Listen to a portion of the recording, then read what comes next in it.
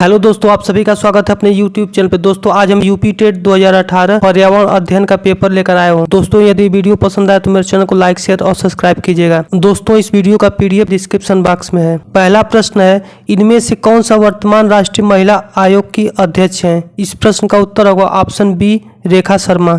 Important point है, राष्ट्रीय महिला आयोग भारत सरकार द्वारा स्थापित महत्वपूर्ण वैधानिक निकायों में से एक है। अगला पॉइंट है, राष्ट्रीय महिला आयोग की स्थापना 31 जनवरी 1992 में राष्ट्रीय महिला आयोग अधिनियम 1990 के प्रावधानों के तहत की गई थी। अगला पॉइंट है, राष्ट्रीय महिला आयोग पूरे देश में महिला समुदाय के समग्र विकास के लिए पहल भी करता है। अगला पॉइंट है, राष्ट्रीय महिला आयोग की प्रथम अध्यक्ष जयंती पटनायक थी। अगला प्रश्न है, लोकसभा और राज्यसभा की संयुक्त बैठक किसके द्वारा आहूत की जाती है?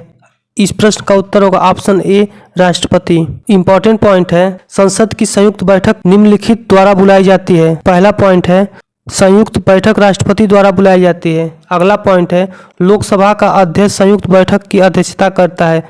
अध्यक्ष की अनुपस्थिति में लोकसभा का उपाध्यक्ष इसकी अध्यक्षता करता है और उसकी अनुपस्थिति में राज्यसभा के उपाध्यक्ष द्वारा बैठक की अध्यक्षता की जाती है। अगला पॉइंट है, यदि उपयुक्त में से कोई भी व्यक्ति उपलब्ध नहीं है तो कोई भी संसद सदस्य दोनों सदनों की सहमति से बैठक की अध्यक्षता कर सकता है। अगला पॉइंट है, संयुक्त बैठक का गठन करने के लिए गणपूर्ति सदन के कुल सदस्यों की संख्या का 1/10 होना चाहिए। अगला प्रश्न है, संविधान के किस भाग में पंचायती राज व्यवस्था संबंधी प्रावधान दिया गया है? इस प्रश्न का उत्तर होगा ऑप्शन ए, भाग 9। इंपॉर्टेंट पॉइंट है, भाग 9 में पंचायती राज से संबंधित प्रावधान लागू किए गए हैं। अगला पॉइंट है, 73वें संशोधन 1992 ने संविधान में एक नया भाग 9 जोड़ा। अगला पॉइंट है, संविधान के भाग 6 में राज्य शामिल है। अगला पॉइंट है, भाग 7 संविधान 1956 द्वारा निरस्त कर दिया गया था। अगला पॉइंट है, संविधान के भाग 8 में केंद्र शासित प्रदेश शामिल हैं। अगला प्रश्न है, 74वें संविधान संशोधन का संबंध है? इस प्रश्न का उत्तर होगा ऑप्शन बी, शहरी स्थानीय स्वशासन से। इंपॉर्टेंट पॉइंट है, 74वां संवैधानिक संशोधन अधिनियम 1992 शहरी स्थानीय स्वशासन से संबंधित है। अगला पॉइंट है, यह नगरपालिकाओं को संवैधानिक दर्जा देने के लिए नगरपालिका अधिनियम के रूप में भी जाना जाता है और उन्हें संविधान के न्याय संगत हिस्से के तहत लाया गया है। अगला पॉइंट है, इस अधिनियम का उद्देश्य शहरी स्थानीय निकायों की संरचना और जनादेश के लिए एक रूपरेखा प्रदान करके जमीनी स्तर पर प्रभावी लोकतंत्र को मजबूत करना है। अगला पॉइंट है, 101वां संशोधन अधिनियम गुड्स एंड सर्विस टैक्स की शुरुआत से संबंधित है। अगला पॉइंट है, 103वां संविधान संशोधन अधिनियम EWS से संबंधित है। अगला प्रश्न है, किस गैस के वर्षा के पानी में घुलने से वर्षा का पानी अम्लीय हो जाता है? इस प्रश्न का उत्तर होगा ऑप्शन डी, सल्फर डाइऑक्साइड। अगला प्रश्न है, भारतीय संविधान की विधि का शासन विचार कहाँ से लिया गया? इस प्रश्न का उत्तर होगा ऑप्शन बी, इंग्लैंड से। इंपॉर्टेंट पॉइंट है, भारतीय संविधान के कुछ महत्वपूर्ण स्रोत, स्वाधीनता और बंधुता फ्रांस से लिया गया। अगला है, मौलिक कर्तव्य सोवियत संघ, आपातकालीन प्रावधान जर्मनी से, राज्य के नीति निर्देशक तत्व आयरलैंड से। अगला प्रश्न है, लोकसभा के चुनाव हेतु अधिसूचना कौन जारी करता है? इस प्रश्न का उत्तर होगा ऑप्शन ए, भारत का निर्वाचन आयोग। इंपॉर्टेंट पॉइंट है, भारत निर्वाचन आयोग लोकसभा के चुनाव की अधिसूचना जारी करता है। अगला पॉइंट है, यह 25 जनवरी 1950 को स्थापित एक स्वायत्त संवैधानिक निकाय है। अगला पॉइंट है, चुनाव आयोग भारत में संविधान में उल्लेखित नियमों और विनियमों के अनुसार चुनाव प्रक्रियाओं को संचालित करने के लिए जिम्मेदार है। अगला पॉइंट है, यह निकाय भारत में लोकसभा, राज्यसभा और राज्य विधानसभाओं और देश में राष्ट्रपति और उपराष्ट्रपति के कार्यकालों के चुनाव का संचालन करता है। अगला पॉइंट है, संविधान का अनुच्छेद 324 से 329 आयोग और सदस्य की शक्तियों, कार्यकाल, पात्रता आदि से संबंधित है। अगला पॉइंट है, भारतीय संविधान का भाग 15 चुनाव से संबंधित है और इन मामलों के लिए एक आयोग की स्थापना करता है। अगला पॉइंट है, वर्तमान में चुनाव आयोग एक 3 सदस्यीय निकाय है जिसमें एक मुख्य चुनाव आयुक्त और 2 चुनाव आयुक्त होते हैं। अगला है, श्री सुकुमार सेन भारत के पहले मुख्य चुनाव आयुक्त थे। अगला प्रश्न है, लोकसभा की कार्यवाही के प्रथम घंटे को कहा जाता है? इस प्रश्न का उत्तर होगा ऑप्शन डी, प्रश्नकाल। इंपॉर्टेंट पॉइंट है, लोकसभा के पहले घंटे सुबह 11 बजे से दोपहर 12 बजे को प्रश्नकाल के रूप में जाना जाता है। अगला पॉइंट है, शून्यकाल। प्रश्नकाल के तुरंत बाद के समय को संदर्भित करता है। यह दोपहर 12 बजे के आसपास शुरू होता है। यही कारण है कि इसे शून्यकाल कहा जाता है। यह अपनी समय अवधि के दौरान महत्व के मुद्दे को उठाने के लिए एक अनौपचारिक प्रक्रिया के रूप में माना जाता है। अगला प्रश्न है, वर्षा जल संचय क्या है? इस प्रश्न का उत्तर होगा ऑप्शन बी, वर्षा जल का जमा और भंडारण। अगला प्रश्न है, भारतीय गैंडे कहाँ संरक्षित हैं? इस प्रश्न का उत्तर होगा option B, Kaziranga national park में। इंपॉर्टेंट पॉइंट है, भारत में कुल मिलाकर 104 राष्ट्रीय उद्यान, 551 वन्य जीव अभयारण्य, 131 समुद्री संरक्षित क्षेत्र, 18 बायोस्फीयर रिजर्व, 88 संरक्षण रिजर्व और 127 सामुदायिक रिजर्व हैं। अगला प्रश्न है, निम्न में से कौन सा क्रम पारिस्थितिक तंत्र में ऊर्जा प्रवाह के संबंध में सही है? इस प्रश्न का उत्तर होगा उत्पादक, उपभोक्ता, अपघटन। अगला पॉइंट है, ऊर्जा का पिरामिड सीधा होता है। अगला प्रश्न है, कौन सी ग्रीन हाउस गैस वातावरण में सबसे अधिक मात्रा में उपस्थित रहती है? इस प्रश्न का उत्तर होगा ऑप्शन सी, कार्बन डाइऑक्साइड। दोस्तों आइए जानते हैं ग्रीन हाउस गैस के बारे में।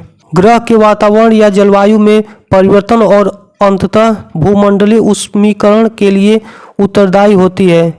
इनमें सबसे ज्यादा उत्सर्जन carbon dioxide, nitrous oxide, methane, chlorofluorocarbon, वाष्प, ओजोन आदि करती हैं।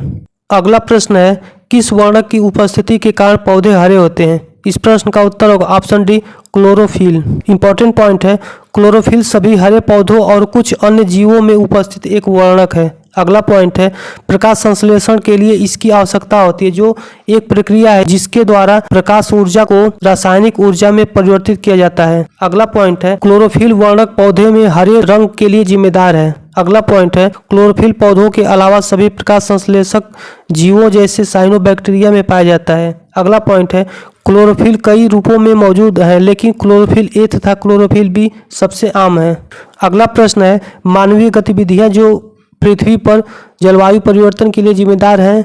इस प्रश्न का उत्तर होगा ऑप्शन डी, उपयुक्त सभी। वनों का जलाना, कृषि क्रियाकलाप, एरोसोल केन का उपयोग। अगला प्रश्न है, यूफोर्बिएसी फैमिली की कौन सी फसल बायोडीजल उत्पन्न करने के लिए मानी जाती है? इस प्रश्न का उत्तर होगा ऑप्शन ए, जेट्रोफा। अगला प्रश्न है, जड़ी बूटी की रानी भारत की सबसे पवित्र जड़ी बूटी है। इस औषधीय पौधों का हिंदू धर्म में महत्व है। नाम ओसियम सेक्ट्रम है। इसको सामान्यतः किस नाम से जाना जाता है? इस प्रश्न का उत्तर होगा ऑप्शन ए, तुलसी। अगला प्रश्न है, पीने के लिए सुरक्षित पानी को क्या कहते हैं? इस प्रश्न का उत्तर होगा ऑप्शन ए, पीने योग्य पानी। अगला प्रश्न है, वर्ष 1984 की भोपाल गैस त्रासदी निम्न में से किस गैस के रिसाव के कारण हुई थी? इस प्रश्न का उत्तर होगा ऑप्शन ए, मिथाइल आइसोसाइनेट। दोस्तों आइए जानते हैं भोपाल गैस त्रासदी के बारे में। भोपाल गैस त्रासदी मिथाइल आइसोसाइनेट के रिसाव के कारण हुई थी। अगला पॉइंट है, एक यूनियन कार्बाइड संयंत्र में विषाक्त मिथाइल आइसोसाइनेट गैस का रिसाव भोपाल गैस त्रासदी का कारण है। अगला पॉइंट है, 3 दिसंबर 1984 को कीटनाशक संयंत्र से लगभग 45 टन घातक गैस मिथाइल आइसोसाइनेट का रिसाव हुआ। अगला पॉइंट है, इसका स्वामित्व अमेरिकी फर्म यूनियन कार्बाइड कारपोरेशन की भारतीय सहायक कंपनी के पास था। अगला पॉइंट है, मृत्यु का अंतिम अनुमान 15,000 से 20,000 के बीच था। भोपाल गैस त्रासदी से बचे हुए लोगों को सांस लेने की समस्या, आंखों में जलन या अंधापन और अन्य विकृतियों का सामना करना पड़ा। अगला प्रश्न है, विश्व पर्यावरण दिवस कब मनाया जाता है? इस प्रश्न का उत्तर होगा ऑप्शन बी, 5 जून। दोस्तों आइए जानते हैं विश्व पर्यावरण दिवस के इतिहास के बारे में। विश्व पर्यावरण दिवस, इसकी स्थापना 1972 के संयुक्त राष्ट्र द्वारा मानव पर्यावरण पर स्टॉकहोम सम्मेलन में की गई थी। विश्व पर्यावरण दिवस पहली बार 5 जून 1974 में मनाया गया था। अगला पॉइंट है, प्रथम विश्व पर्यावरण दिवस का विषय ओनली अर्थ था। अगला प्रश्न है, एम.एस. स्वामीनाथन एक? इस प्रश्न का उत्तर होगा ऑप्शन बी, कृषि वैज्ञानिक थे। इंपॉर्टेंट पॉइंट है, एम.एस. स्वामीनाथन भारत की हरित कृषि में अपनी अग्रणी भूमिका के लिए प्रसिद्ध हैं। अगला पॉइंट है, स्वामीनाथन ने भारतीय खेती में मैक्सिकन सेमी ड्वार्फ गेहूं के पौधों को पेश करने में मदद की और आधुनिक खेती के तरीकों की सबसे अधिक से अधिक स्वीकृति लाने में मदद की। अगला पॉइंट है, 1972 से 1979 तक वह भारतीय कृषि अनुसंधान परिषद के महानिदेशक थे और 1979 से 1980 तक भारतीय कृषि और सिंचाई मंत्रालय के प्रमुख सचिव थे। अगला पॉइंट है, स्वामीनाथन ने अंतर्राष्ट्रीय चावल अनुसंधान संस्थान के महानिदेशक के रूप में 1982 से 1988 के बीच कार्य किया। अगला पॉइंट है, वह प्रकृति और प्राकृतिक संसाधनों के संरक्षण के लिए अंतर्राष्ट्रीय संघ 1984 से 1990 के बीच अध्यक्ष थे। अगला पॉइंट है, हरित क्रांति दुनिया भर में नॉर्मन बोरलॉग की पहली पहल है। अगला प्रश्न है, world life institute of India कहाँ स्थित है? इस प्रश्न का उत्तर होगा ऑप्शन डी, देहरादून में। इंपॉर्टेंट पॉइंट है, भारतीय वन्य जीव संस्थान देहरादून उत्तराखंड में स्थित है। अगला पॉइंट है, इसकी स्थापना 1982 में पर्यावरण, वन और जलवायु परिवर्तन मंत्रालय की एक स्वायत्त संस्थान के रूप में हुई थी। अगला प्रश्न है, प्रकाश संश्लेषण के दौरान हरे पौधे निम्न में से किसे सोख लेते हैं? इस प्रश्न का उत्तर होगा ऑप्शन सी, कार्बन डाइऑक्साइड को। अगला प्रश्न है, अपशिष्ट उत्पादों को खाने वाले जीवों को कहा जाता है? इस प्रश्न का उत्तर होगा ऑप्शन ए, मृतक भक्षी। अगला प्रश्न है, तप्त भौम जल से किस प्रकार की ऊर्जा प्राप्त होती है? इस प्रश्न का उत्तर होगा ऑप्शन सी, भूतापीय ऊर्जा। अगला प्रश्न है, 16 घास स्थल कहाँ पाए जाते हैं? इस प्रश्न का उत्तर होगा ऑप्शन ए, पश्चिमी घाट में। इंपॉर्टेंट पॉइंट है, 16 घास के मैदान उष्णकटिबंधीय पहाड़ी वन है जो दक्षिण भारत के पश्चिमी घाट के दक्षिणी भाग में पाए जाते हैं। अगला पॉइंट है, उच्च स्थान वाले क्षेत्रों में बौने वृक्षों की संख्या 25 से 30 फीट तक बढ़ती है। अगला पॉइंट है, स्थानीय और लुप्तप्राय पौधों और जानवरों को आश्रय प्रदान करता है।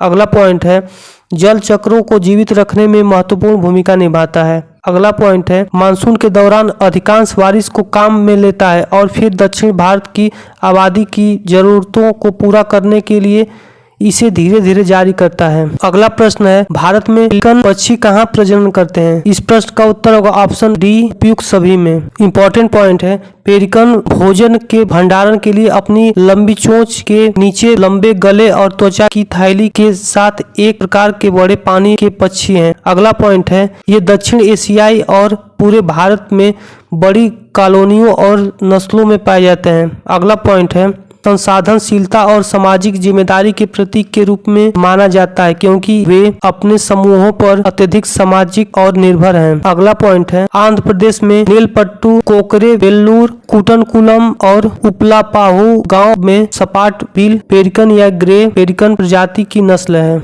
अगला प्रश्न है, मीना माता रोग ऐसी मछली खाने से होता है जिसमें अधिक मात्रा में पाया जाता है। इस प्रश्न का उत्तर होगा ऑप्शन बी, पारा। अगला प्रश्न है, ओजोन परत की अधिकतम ह्रास निम्न में से किस पर हुआ है? इस प्रश्न का उत्तर होगा ऑप्शन बी, दक्षिणी ध्रुव पर। अगला प्रश्न है, इनमें से कौन भारत का प्रथम मुख्य न्यायाधीश थे? इस प्रश्न का उत्तर होगा option C, Hiralal Kania. Important point है, हीरालाल जे कानिया भारत के प्रथम मुख्य न्यायाधीश थे। अगला पॉइंट है, वो भारत के मुख्य न्यायाधीश 14 अगस्त 1947 से 26 जनवरी 1950 तक थे।